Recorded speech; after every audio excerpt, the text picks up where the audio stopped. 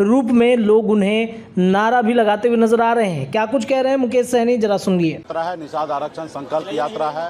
ये 25 जुलाई से ही निकला हुआ है।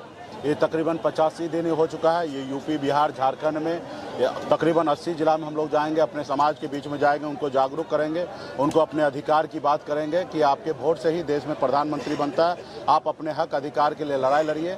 अगर सर उठा के जीना है तो अपने बच्चे को पढ़ाइए, लिखाइए, उसको आगे बढ़ाइए और साथ ही अपने अधिकार के लिए संघर्ष कीजिए। आज हमारी लड़ाई है कि जब देश एक है, संविधान एक है, देश के प्रधानमंत्री एक है, तो हमारे साथ भेदभाव क्यों हो रहा है?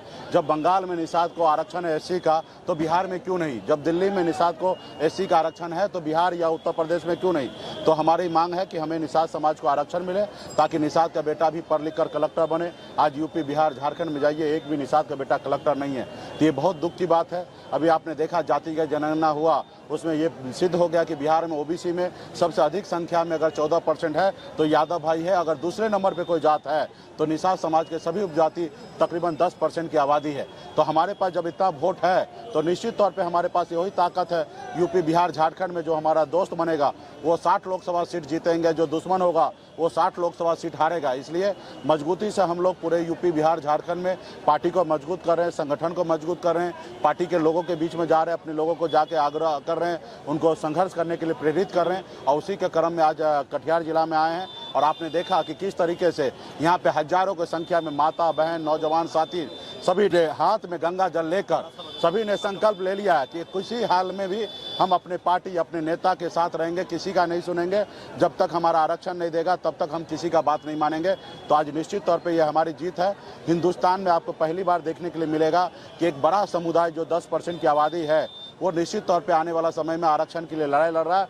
हाथ में गंगा जल लेकर अभी 40 से 45 लाख की संख्यावादी में यूपी, बिहार, झारखंड में लोगों ने हाथ में गंगा जल लेकर संकल्प ले लिया है। आने वाले समय में इसी तरीके से मिशन चालू रहेगा और बड़े संख्या में 50 लाख से अधिक निषाद परिवार संकल्प लेंगे और आने वाला समय में 2024 में निषाद समाज का वोट जो है वो निर्णायक होगा। जो हमसे दोस्ती करेंगे वही देश का प्रधानमंत्री बनेंगे, जो हमसे दुश्मनी करेंगे उनको कुर्सी खाली करना पड़ेगा। सीमांचल के क्षेत्रों में एनेक्सर 1 और पाम जाति को प्रखंड वाइज भी आरक्षण नहीं मिलता। हसनगंज मिल रहा है, कोढ़ा नहीं मिलता है, जबकि मनिहारी मिलता, आजमनगर नहीं मिलता। तो इसके लिए क्या करेंगे? नहीं, निश्चित तौर पर इसके लिए राज्य सरकार और केंद्र सरकार को पॉलिसी बनाना चाहिए। और एक ही समुदाय के लोग हैं और एक परिवार में मिल रहा है, एक परिवार में नहीं मिल रहा है, तो ये गंभीर समस्या है। और इसके लिए सरकार को और केंद्र सरकार को ज़्यादा ध्यान देने की, क्योंकि आरक्षण का जो पैटर्न है वो केंद्र सरकार को उलझा सकते हैं और कुछ जो आरक्षण है वो राज्य सरकार के अधीन है। तो इसके लिए यही लड़ाई हम भी लड़ रहे हैं कि पहले बिहार और बंगाल पहले एक ही राज्य हुआ करता था, बंगाल अलग हुआ, हिंदुस्तान का ही पार्ट है, एक ही संविधान से बंगाल चलता है, लेकिन वहाँ पे निषाद को आरक्षण है लेकिन बिहार में नहीं है। यही हमारी लड़ाई है कि 77 साल बीत गया, दिल्ली में बहुत सारे नेता आए गए लेकिन हमारी समस्या को दूर नहीं किए। इसलिए इस बार हमारी अपनी पॉलिटिकल पार्टी है और आने वाले समय में जिस तरीके से हमारे पास बिहार में 4 विधायक बना, सरकार का चाबी हमारे पास था, आने वाले समय में संघर्ष करेंगे, 10-20 सांसद भी बनाएंगे और दिल्ली का भी चाबी हमारे पास होगा। और निश्चित तौर पर जब हमारे पास दिल्ली का चाबी होगा तो सभी वर्ग, सभी जाति, धर्म के लोगों के लिए हम लोग न्याय करेंगे। नहीं, इसमें काम किया जाएगा, इसमें सरकार बेहतर निर्णय देगी। पार्टी एनडीए के साथ या इंडिया के साथ? अभी किसी के साथ नहीं है, समय आएगा तो उस पर बात होगा। अभी तो समाज के साथ है और समाज के साथ है। अभी हम उम्मीद करते हैं कि देश के प्रधानमंत्री काम करें, अगर नहीं काम करेंगे तो उन्हीं के विरोध में हम लोग रोड पर उतरेंगे। हमारे पास सब कुछ था तो बम्बई को छोड़कर, परिवार को छोड़कर, बच्चे को छोड़कर आज पिछले 10 सालों से आपके हक अधिकार के लिए मैं लड़ाई लड़ रहा हूं साथियों, लड़ाई लड़ रहा हूं, संघर्ष कर रहा हूं। ये निश्चित तौर पे 10 सालों में हम आरक्षण नहीं ले पाए, लेकिन कम उपलब्धि हमने हासिल नहीं किया। कल तक निषाद को लोगों को लगता था निषाद मल्लाह का मतलब सिर्फ मछली मारना होता है, लेकिन बिहार में हमने अपनी पहचान बनाया है। हम बिहार में लोगों को बता दिया कि बिहार में मल्लाह का मतलब सिर्फ मछली मारना नहीं होता है, बिहार में मल्लाह का मतलब शासन करना भी होता है। आपने देखा 2020 आज जो हम आरक्षण की लड़ाई लड़ रहे हैं, आजादी के 77 साल बीत के आज हम लड़ाई लड़ रहे हैं। ये लड़ाई हमें 50-60 साल पहले लड़ाई लड़ना था। 77 साल में कोई और नहीं आया लड़ने के लिए और आने वाला समय में कोई और नहीं आएगा लड़ने के लिए।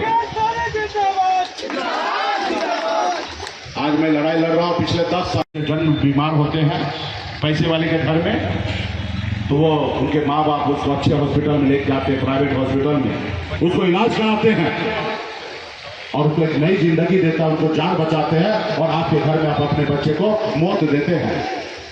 इसके लिए कौन सोचेगा? इसके लिए तो आप ही को सोचना पड़ेगा, आप ही को लड़ाई लड़ना पड़ेगा। 77 साल में कोई और नहीं आया लड़ने के लिए और आने वाला समय में कोई और नहीं आएगा लड़ने के लिए। आज मैं लड़ाई लड़ रहा हूं पिछले 10 साल।